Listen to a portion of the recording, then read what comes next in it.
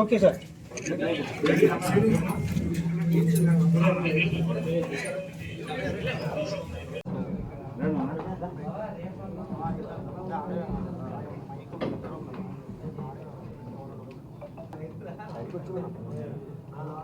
అందరికీ నమస్కారం. ముందుగా ఎన్డీఏ కూటమి ప్రభుత్వాలు ఏర్పడ్డాయి.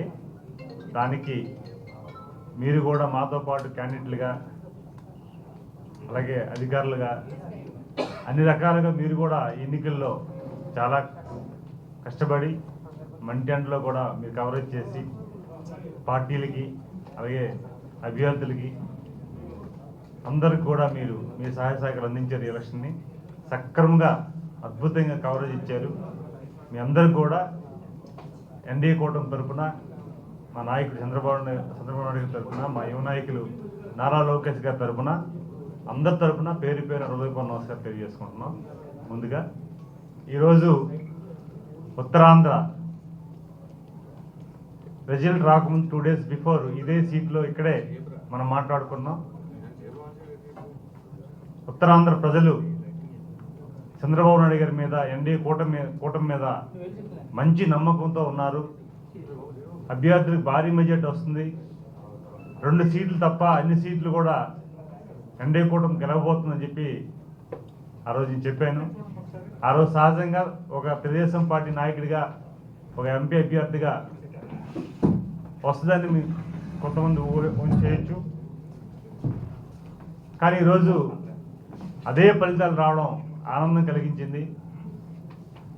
ప్రజలు ఖచ్చితంగా ఎన్డీఏ కూటమిని గెలిపిస్తారని నమ్మకం ఉన్నప్పటికి కూడా ఇంత భారీ మెజార్టీ ఉత్తరాంధ్రకి చూడడం అనేది చాలా నమ్మకాన్ని, బాధ్యతను కూడా పెంచింది.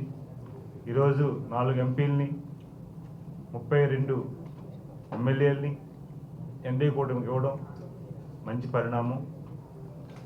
ఈరోజు ఉత్తరాంధ్ర అంటే ఆ రోజు అన్న ఎన్టీఆర్ గారి నుంచి చంద్రబాబు నాయుడు గారు కూడా ఒక ప్రత్యేక గౌరవాన్ని ఇచ్చారు, స్థానాన్ని ఇచ్చారు. ఈరోజు మొన్ననే ఎన్డీఏ కూటమి శాసనసభ పక్ష నాయకుడిగా ఆయన ఎన్నుకున్న సందర్భంలో వారు మాటల్లో కూడా చెప్పారు, విశాఖ నగరాన్ని ఆర్థిక రాజధానిగా ప్రకటించడం, ఆర్థిక రాజధానిగా మేము ఆ నగరానికి ఎంత పేరు ఇవ్వాలో ఇస్తామని చెప్పేసి వారు ప్రకటించడం ఆనందం కలిగింది. ఉత్తరాంధ్ర పౌరుడిగా నేను చాలా గర్వపడుతున్నాను, వారికి కృతజ్ఞతలు తెలియజేసుకుంటున్నాను. ఎందుకంటే ఈ నగరం పట్ల ఆయనకున్న మమకారం మనం చూసాం.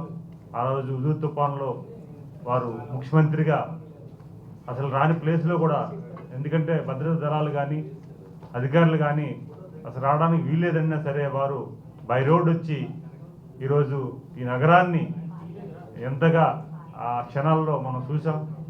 అప్పటి నుంచి ఏ అభివృద్ధి కార్యక్రమం ఐటీలో కానీ వారు మంచి స్థానం ఇచ్చారు.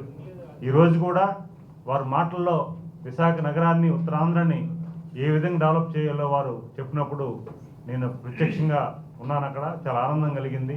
అందుకే ఈరోజు ఈ ప్రెస్ మీట్ చెప్పి మీ ద్వారా పెట్టి మీ ద్వారా వారికి చంద్రబాబు నాయుడు గారికి, పవన్ కళ్యాణ్ గారికి, బీజేపీ నాయకత్వానికి ప్రత్యేకమైన కృతజ్ఞతలు తెలియజేసుకుంటున్నాం. ఉత్తరాంధ్ర పౌరుడిగా వారు ఈరోజు ఉత్తరాంధ్ర సంబంధించిన అభివృద్ధి అంతా కూడా ఎలా చేయాలి, ఏం చేయాలని డిస్కషన్ చేశారు.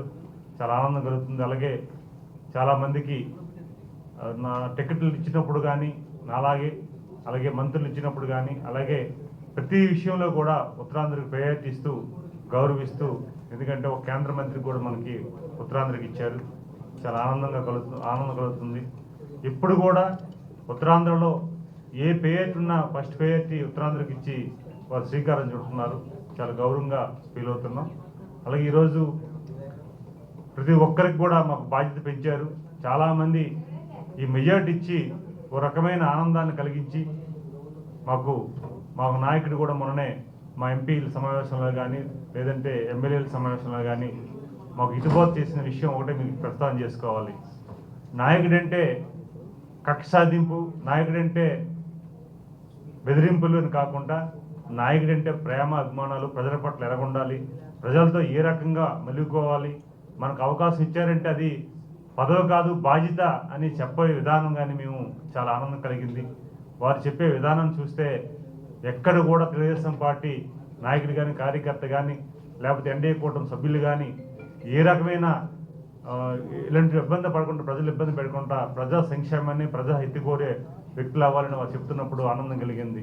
నాయకుడు అంటే ఇలా ఉండాలి, నాయకత్వం అంటే ఇలా ఉండాలి, ప్రజలు కోరుకునే ప్రజా ప్రభుత్వంలో ఉన్న నాయకత్వాన్ని వహిస్తున్న చంద్రబాబు నాయుడు గారు ఇలా ఉంటారు మాకు తెలిసినప్పుడు కూడా మరికొద్ది లోతుగా మేము ఆలోచిస్తుంటే ఇలాంటి నాయకత్వం రాష్ట్రానికి అవసరం. బహుశా అందుకేమో ఈరోజు ప్రజలు చంద్రబాబు నాయుడు గారికి పదవి అవసరం లేదు, మాకు ఆయన నాయకత్వం కావాలని దేశ విదేశాల్లో ఇతర రాష్ట్రాల్లో ఉన్న ఓటర్స్ కూడా వచ్చి వాళ్ళు ఈరోజు ఇంత భారీ మెజార్టీ ఇవ్వడం, ముఖ్యంగా మహిళలు, యువత, రైతాంగం అందరూ కూడా ఏకదాటిపై వచ్చి ఇంత మెజార్టీ ఇచ్చే సందర్భాలు మేము ఆనందం కలిగించాయి. అందుకే ఆ నాయకుడి మీద నమ్మకం. ఈరోజు పవన్ కళ్యాణ్ గారు రాష్ట్రానికి నేను ముఖ్యమంత్రి అవ్వకపోవచ్చు కానీ ఒక అడ్మినిస్ట్రేటర్, ఒక విజనరీ చంద్రబాబు నాయుడు గారు ముఖ్యమంత్రి అవ్వాలని ఒక త్యాగం చేసేవారు ఇచ్చే సపోర్ట్ని, అలాగే బీజేపీ అధినాయకుడు మోడీ గారు, ప్రధానమంత్రి గారు వారి సహకారం రాష్ట్రానికి అవసరమని వారు మద్దతు ఇవ్వడం, ఇవన్నీ కూడా చూస్తుంటే ప్రధానికం ఖచ్చితంగా ఈ ఎన్డీఏ కూటమి కలయిక భావితరాలకు మంచిదైన ఆలోచనతో మంచి మెజార్టీ ఇచ్చి మాకు గౌరవించారు. అందుకు చాలా ఆనందం కలుగుతుంది. 100% ఈరోజు ఏదైతే ప్రజలు కోరుకుంటున్నారో ప్రజాప్రభుత్వాన్ని ఏర్పాటు చేశారో ఆ ఏర్పాటు చేసే విధానాన్ని మేము ప్రజాప్రతినిధులుగా మేము కూడా అదే బాధ్యత తీసుకొని ఉత్తరాంధ్ర అభివృద్ధి కోసం వారు నాయకులు సలహాలు, సూచనలు, వారు ఆదేశాలు పాటిస్తూ ఉత్తరాంధ్రని గతంలో ఉన్న ప్రజాప్రతినిధులు చూశారు, ఇప్పుడున్న ప్రజాప్రతినిధులు చూస్తారు. ఖచ్చితంగా ఉత్తరాంధ్ర ఉన్న ప్రజాప్రతినిధులు ఖచ్చితంగా ఒక పారదర్శకంగా ఉన్నారు, ఒక డిసిప్లిన్గా ఉన్నారు, ఒక బాధ్యత ఉన్నారనే ఒక పేరు ప్రతిష్టలు తెచ్చుకుంటాం అనేది మేము మీ ద్వారా ప్రజలకు మేము విన్నవించుకుంటున్నాం. ఈరోజు కొంతమందిని చూశాను పత్రికలో, ప్రభుత్వం ఏర్పాటు కాలేదు, ప్రభుత్వం ఏర్పాటు కాకముందే విమర్శలు స్టార్ట్ చేశారు. దయచేసి రిక్వెస్ట్ చేస్తున్నాను, ప్రజాపక్షాన్ని మీరు పోరాటం చేయండి, ఆహ్వానిస్తాం. ఈరోజు ప్రజలు ఇచ్చిన తీర్పును గౌరవించండి. ఈరోజు పక్కన ఉన్న నవీన్ పట్నాయక్ గారు వారు ఎంత సీనియర్, ప్రభుత్వం ఏర్పాటు అయితే ప్రతిపక్ష నాయకుడిగా హుందాగా వచ్చి వారు ఆ ప్రభుత్వానికి ప్రమాణ స్వీకరణ కార్యక్రమానికి వచ్చారు. మన నాయకుడు, మన ప్రతిపక్ష నాయకుడు ఆహ్వానం వచ్చిన కనీసం మనం చూసాం పత్రికల్లో, టీవీల్లో చాలామంది నాకు అడుగుతున్నారు మిత్రులందరూ కూడా, ఈ రాష్ట్రం హుందాతనాన్ని, ప్రతిపక్ష హుందాతనాన్ని, గౌరవాన్ని ఇబ్బంది కలిగించే పరిస్థితి. ఆ రోజు ఎన్టీ రామారావు గారు కూడా ఇప్పుడే అశోక్ గజపతి గారు మాట చెప్పారు. ఆ రోజు చెన్నారెడ్డి గారు ముఖ్యమంత్రి అవుతున్నప్పుడు ఆహ్వానం వస్తే నన్ను పంపించి ఎన్టీ రామారావు గారు నన్ను ప్రతిపక్ష గౌరవంగా పంపించి బొకేస్ ఇచ్చి ముఖ్యమంత్రి గారికి గౌరవించమని చెప్పేసి అన్నారు. అంటే సాంప్రదాయం ఉన్న విషయాలు కూడా మనం ప్రస్తావన చేసుకోవాలి. అది ఈరోజు రిక్వెస్ట్ చేస్తున్నాం. ఏదో జరిగిపోతుంది రాష్ట్రంలో, ఏదో అయిపోతుంది, దాడులు జరిగిపోతున్నాయి, ఇబ్బంది అయిపోతుందనే మాటని మీరు ప్రస్తావన చేసి, ఎందుకంటే ఈరోజు ప్రజలందరూ కూడా గమనిస్తున్నారు, మనం ఏది మాట్లాడినా ఏది డిస్కస్ చేసినా అదంతా ఓకే అనుకుంటే అయ్యే పని కాదు. ప్రతి మాటల్లో, ప్రతి నడవడికల్లో మనం చేసే ప్రతి పనిని కూడా ఒక రాజకీయ పార్టీ నాయకుడిగా లేకపోతే ఒక ప్రజాప్రతినిధిగా ప్రతిదీ గమనిస్తున్నారు. మీరు చూడండి, దాడులు లేకపోతే ప్రేరణ చేసే వ్యవహారం తెలుగుదేశం పార్టీకి కానీ ఎన్డీఏ కూటమికి ఉండదు. మేము చూసేది ప్రజాపక్షం, ప్రజల కోసం ఆలోచించే విధానం. మా నాయకుడు కూడా, ఎందుకంటే మా నాయకుడు డిపోజ్ చేసే పరిస్థితి మేము చూసాం. అలాగే ఈరోజు మీరు ఆత్మపరిశీలన చేసుకోండి. ఏవో దాడులు జరిగిపోతున్నాయి, మేము రాష్ట్రపతి ఫిర్యాదు చేస్తున్నాం, గవర్నర్ ఫిర్యాదు చేస్తున్నాం అని మాట్లాడారు. నేను లోతుగా పోని కానీ ఆత్మపరిశీలన చేసుకొని మీరు ప్రభుత్వాన్ని, మీకు ఒక బాధ్యత గల ఒక పార్టీగా మీరు కూడా సలహాలు, సూచనలు ఇవ్వాల్సిన అవసరం ఉందని మిమ్మల్ని కోరుకుంటున్నాం. ఖచ్చితంగా అది ప్రజా ఆమోదం ఉండాలని మేము కోరుకుంటూ ఈరోజు ఈ ఉత్తరాంధ్ర ప్రధానికి ఇచ్చిన భారీ మెజార్టీని, గౌరవాన్ని మేము స్వీకరిస్తూ ఖచ్చితంగా 5 ఏళ్ళు మేము ప్రజాక్షేత్రంలో మేము ఏదైతే గతంలో మీ దగ్గరకు వచ్చి ఓట్లు అడిగి ప్రజాప్రభుత్వాన్ని ఏర్పాటు చేయమని ఏదైతే రిక్వెస్ట్ చేశామో అదే అంకుట దీక్షతో, అదే నియమాలతో మేము దీక్షగా తీసుకొని 5 ఏళ్ళు మేము ముందు సేవ చేయడానికి ఉంటామని తెలియజేసుకుంటున్నాం. Thank you. ఫలితాలు వెలువడిన వెంటనే కూటమి కక్షపూరిత చర్యలు మొదలుపెట్టిందనేది కూడా వైసీపీ నేతల ఆరోపణ. రెండింటికి మీ ఆలోచన? ఇప్పుడు ఏ రాజకీయ పార్టీ అయినా జనంలోకి వెళ్ళాలి. జనం తీర్పు తీసుకోవాలి. సహజంగా వారు వెళ్ళడం వారి ఇష్టం, వారి పార్టీకి. మేము అక్కడ ఏమంటున్నామంటే, నా వరకు కక్ష సిరీస్ స్టార్ట్ అయ్యిందని మాట్లాడినాం, అది ఖండిస్తున్నాం. బాధ కలిగిస్తుంది ఆ మాటని. ఎందుకంటే ఒక బాధ్యత గల ప్రతిపక్షవాద ప్రజలు మీకు ఇవ్వనప్పుడు కూడా ఒక పార్టీకి నాయకత్వం వహిస్తున్న మీకు ప్రతిపక్ష పాత్ర ఎలా ఉండాలి, ఏ సందర్భాల్లో మాట్లాడాలి, ఎలాగ పబ్లిక్ని అంటే డైవర్ట్ చేసే వ్యవహారం చేయకూడదు. ఎందుకంటే ఇప్పుడున్న ఈ 5 కోట్ల ఆంధ్రులు చాలా ఆనందంతో, గౌరవంతో ఈ రాష్ట్రంలో ఏదైతే మేము కోరుకున్నాం బలంగా ఈ ప్రభుత్వం వచ్చిందో, చంద్రబాబు నాయుడు గారు ముఖ్యమంత్రి అయ్యారనే ఒక ఆనంద సమయంలో మీరు డైవర్ట్ చేసే వ్యాఖ్య చేయడం వల్ల మీరే తగ్గుతారు తప్ప ప్రజలు కానీ ప్రభుత్వం కానీ ఇబ్బంది పడే పరిస్థితి ఉండదు. ఎందుకంటే ప్రజా ప్రయోజనాలు ముఖ్యమైన ప్రభుత్వం చంద్రబాబు నాయుడు గారు, ప్రజా ప్రభుత్వం ఏర్పాటైంది కనుక ప్రజలు మేలుకి చేసే పరిస్థితి కూడా వస్తుంది. ఎందుకంటే ఈరోజు మనం చూసుకున్నాం ట్రాఫిక్ నిబంధనలు కూడా వారు ట్రాఫిక్లో కూడా నిన్న వచ్చారు, ఎక్కడ కూడా ఆంక్షలు విధించొద్దని చెప్పి పదే చెప్తున్నారు. నిన్న కూడా కొంతమంది సోదరులు, పోలీస్ సోదరులు కూడా డేరాలు పెట్టారని చెప్పేసి మనం చూస్తున్నాం. పరదాలు పెట్టొద్దని స్వయంగా చెప్పారు. అంటే ఇవన్నీ కూడా ఏంటంటే వన్ బై వన్ వారికి అలవాటు అవ్వచ్చు. సహజంగా ఏంటంటే వారు చెయ్యాలని కాదు, అలవాటుగా చేయొచ్చు. కానీ అవన్నీ కూడా బ్రేక్ అవుతున్నాయి. 100% ప్రజా క్షేత్రంలో వెళ్ళడం తప్పు, మేము పట్టడం వెళ్ళాలి. వెళ్ళకపోతే ఎక్కడవుతుంది? వెళ్ళాలి, అవసరం. ఎందుకంటే మేము ప్రతిపక్షాన్ని గౌరవించే ప్రభుత్వం, మా నాయకత్వం వెళ్ళాలి, ప్రశ్నించాలి. కానీ ప్రశ్నించే విధానాన్ని తప్పడుతున్నాం.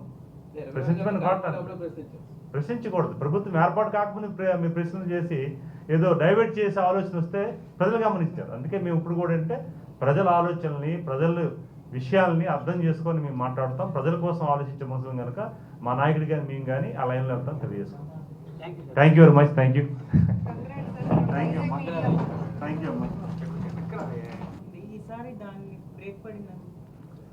అలాగేని కాదమ్మా, ఇప్పుడు యువకుడు ఉత్సాహవంతుడు, నాలెడ్జ్ పర్సన్, సహజంగా యువకులు రావాలని ప్రతి పార్టీ కూడా పిలుపునిస్తుంది, యువతను ప్రోత్సహించాలని. ఈరోజు ఎక్స్పెక్టేషన్ ఇప్పుడు యాక్చువల్గా వారు కూడా 83 నుంచి కూడా వారి తాతగారి నుంచి కూడా రాజకీయ పరంగా వారు అక్కడ కార్యక్రమాలు అంటే ప్రజాసేవలో ఉన్నారు. ఈరోజు శ్రీనివాసరావు గారికి అవకాశం వచ్చింది. కొంతమంది కొన్ని రంగాలు వస్తాయని చెప్పాయి కదా. ఇప్పుడు అశోక్ గజపతిరాజు గారి చరిత్ర తిరగేస్తే కలిసిటప్పుడు అనే వ్యక్తిని పార్టీ నియమించి వారు కూడా గౌరవించడం కూడా. ఇప్పుడు యాక్చువల్గా చెప్పాలంటే అశోక్ గజపతిరాజు గారే నా ఎలక్షన్ దగ్గరుండి చేశారు. టోటల్ ప్రపోజల్గా వారు సంతకం పెట్టారు, నామినేషన్ దగ్గరుండి వేయించారు. వారి ఆఫీసులో వారి ఇంట్లో ఒక ఆఫీస్ రూమ్ నాకు ఇచ్చి మొత్తం పేపర్ వర్క్ అంతా చేయించి దగ్గరుండి చేయించి ఒక అడ్వకేట్ని పెట్టి చేయించారు. అంటే ఇది రొటీన్గా జరుగుతుంటుంది. అక్కడ ఒకరికి ఇవ్వకూడదు, ఇక్కడ వస్తారని కాకుండా అది సహజంగా పార్టీలో జరుగుతుంటాయి. ప్రతి ఒక్కరికి అవకాశం వచ్చే అవకాశం అది ఉన్నతనాన్ని మనం మా పార్టీలో కానీ ఎస్పెషలీ అందరూ కూడా స్వీకరిస్తారు దాన్ని. Thank you. అధ్యయనం చేస్తున్నారు. ఎన్డీఏ కూటమి ఈరోజు ప్రతి నిర్ణయాలు కూడా కూర్చొని చేసే ఇది. ఉత్తరాంధ్ర సంబంధించి ఈ గతంలో ఏ నష్టం జరిగింది, లేకపోతే ఉత్తరాంధ్రకి ఏ మాటలు హామీలు ఇచ్చాం, ఇవన్నీ కూడా ఖచ్చితంగా. ఎందుకంటే నిన్ననే ప్రభుత్వం ఏర్పాటు అయింది కనుక ఇది ఉమ్మడి కూటమి ప్రభుత్వం కనుక ముగ్గురు కూర్చొని డిస్కస్ చేసుకోవాలి. ఏదైనా ఇంప్లిమెంటేషన్ చేయాలన్నా, గత ఇచ్చిన హామీలు నెరవేర్చాలన్నా ఇది ఒక భారీ డిస్కషన్ కనుక ఏదైనా సరే ఉమ్మడిగా ఉండే అంశం కనుక ఖచ్చితంగా దానికోసం మా పెద్దలందరూ కూర్చొని మాట్లాడతారు. ఇప్పుడు బలహీనతలు ప్రజలు గుర్తించారు. ప్రభుత్వాలకి, పార్టీలకి బలం ఉంటే బలం ఉండకూడదని మేము అంటలే.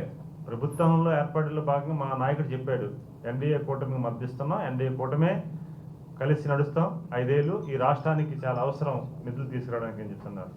సరే, రాజ్యసభలో వాళ్ళకి మద్దతు ఉందంటే వారు ఏ రకంగా వెళ్తారు ముందుకు మనం చూద్దాం. ఇప్పుడు మన తొందర ఏముంది? మనం 100% అంటే ఏ బలమైన అంటే బ్లాక్ మెయిలింగ్ అయినా ఒక ఆలోచన విధానం అయిన ఏ పార్టీకి కూడా సరికాదు. నేను అది కాదు అంటుంది. అదే నేను అంటుంది ఏంటి, ఎవరు బ్లాక్మెయిల్ చేస్తారా, బ్లాక్మెయిల్ చేయడం కాదు. ఉందనంటే దాని అర్థం ఏంటి? ఇప్పుడు చంద్రబాబు నాయుడు గారు చెప్పారు, ఎలక్షన్ రిజల్ట్ వచ్చిన మరుక్షణమే ఎన్డీఏ కూటమితో మేము 100% ముందుకు వెళ్తున్నాం, అదే కూటమితో మేము చివరి వరకు ఉంటామని చెప్పేసి. అది క్యారెక్టర్. అది ఇప్పుడు కూడా ఏంటంటామంటే నేను ఖచ్చితంగా 100% ప్రజాప్రభుత్వంలో ఉండేటప్పుడు ఎన్డీఏ కూటమిలో అందరూ భాగస్వాములు అయ్యాం, అందరూ ముందుకు వెళ్తున్నాం. సరే, వాళ్ళు ఏ విధంగా అన్నారు, ఏదో అన్నారు, నేను స్టడీ చేయలేదు, దానికి సంబంధించి మేము మా పెద్దలు మాట్లాడతారు.